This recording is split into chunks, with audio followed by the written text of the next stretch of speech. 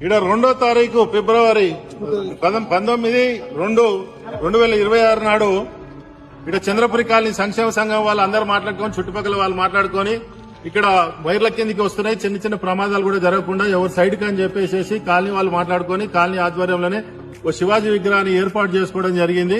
దానికి పర్మిషన్ గా డీసీపీ గారి దగ్గరికి, పోలీసుల దగ్గరికి, కలెక్టర్ దగ్గరికి, మున్సిపల్ అధికారుల దగ్గరికి అందరికి కూడా ఈ విధంగా లెటర్లు కూడా ఇవ్వడం జరిగింది. కానీ ఆ రోజు ఉన్నటువంటి పోలీసు వాళ్ళు, జేహెచ్ఎంసీ అధికారులు మాకు పర్మిషన్ రైట్స్ లేవు కాబట్టి కొన్ని రోజులు ఆగండి, మేము ఇప్పుడు ఇయ్యలేము కాబట్టి అని చెప్తే వాళ్ళందరినీ సమ్మతించాలని చెప్పి కాలనీ వాళ్ళు ప్రశాంతంగా జరగాలని చెప్పి దిమ్మె కట్టుకుని ఒక ఫ్లెక్సీ పెట్టుకుని వదిలేసేసారు. ఆ ఫ్లెక్సీ ఇట్లనే ఉంటుండే.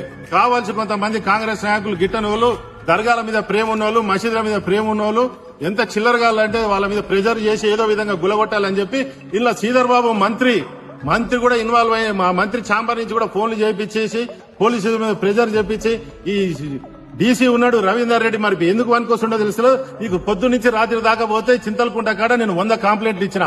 సరస్వతి కాలనీ వాళ్ళు కంప్లైంట్ ఇచ్చారు. అక్కడ ఉన్నటువంటి అండర్ పాస్ కి వెళ్లి సాకలాయిలో అండర్ పాస్ కి వెళ్లి ఆడ తేలినప్పుడు విపరీతంగా యాక్సిడెంట్లు అవుతున్నాయి. అది రోజు రోజుకు ముంగడికి వస్తా ఉంటే అది తెలుస్తలేదా, కళ్ళల్లో ఏం పెట్టుకోరు మీరు అని చెప్పి మల్కాజిగిరి మున్సిపల్ అధికారులను నేను ప్రశ్నిస్తా ఉన్నా.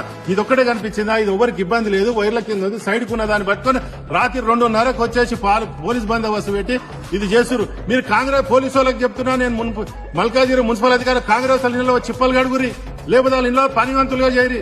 ఆ బీఆర్ఎస్ నాయకులు అట్లనే ఏదో పనులు చేసి వాళ్ళు నాశనం అయిపోయారు. మీరు ఈ రోజు కూడా మీకు అదే పరిస్థితి వస్తుంది.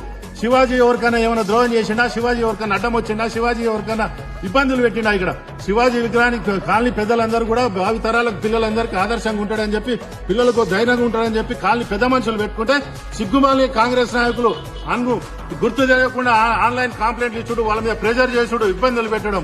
మీకు సాధన అయితే ఫోన్ రా నాయన, ఎన్నైతే దర్గాలు ఉన్నాయి, ఎన్నైతే రోజు శుక్రవారం పూట మధ్యాహ్నం పూట 10 సార్లు మైకులు పెడుతున్నారు. ఆ మైకులను తగ్గించండి, సమాజంలో మంచి పేరు తెచ్చుకునేది కానీ ఈ చిల్లర శాతాలు చేసుడు మానుకోండి. మీరు ఒక్కరోజు కంప్లైంట్ ఇచ్చి మీ తొత్తులుగా వ్యవహరిస్తున్న మున్సిపల్ అధికారులు, పోలీసు వాళ్ళు గులగొట్టి పొంగిన సంబరాలు కాదు. రేపటి నుంచి మా తడాకేందో చూపిస్తాం. ఇలా ఈ కాలనీ సమస్య కాదు, ఇప్పటి నుంచి మా సమస్య. ఇప్పుడు మేము ఇలా శివాజీ విగ్రహాన్ని ఎట్లా నిలబెడతామో, బజరంగ దళము, బీజేపీ వాళ్ళము, ఆర్ఎస్ఎస్ వాళ్ళము, బీజేపీ వాళ్ళని కలిసి ఏ విధంగా నిలబెడతాం మీకు చూపిస్తాం. ఇప్పుడు రేపని మీకు సాధన అయితే రాండి. ఏమైతే పోలీసు వాళ్ళు వస్తారా, మున్సిపల్ వాళ్ళు వస్తారా, ఏ విధంగా ఎదుర్కోవాలో మేము ఎదుర్కొని ఇప్పటి నుంచి మేము పెడతాం. ఇది ఇప్పటి వరకు కాలనీ వాళ్ళ సమస్య, ఇప్పుడు మా సమస్య. ఈ శివాజీ నిలబెట్టి తీరుతామని చెప్పి డిమాండ్ చేస్తున్నాం. మీకు సిగ్గు శరం ఏమైనా ఉంటే ఈ శివాజీ విగ్రహాలు కాదు అడ్డుకునేది, ఇక్కడ ప్రజలకు అడ్డమవుతున్న దర్గాలను అడ్డుకొని వెనుక జరిపేయండి, ప్రజలు ప్రశాంతంగా బతికేటట్టు చేయండి.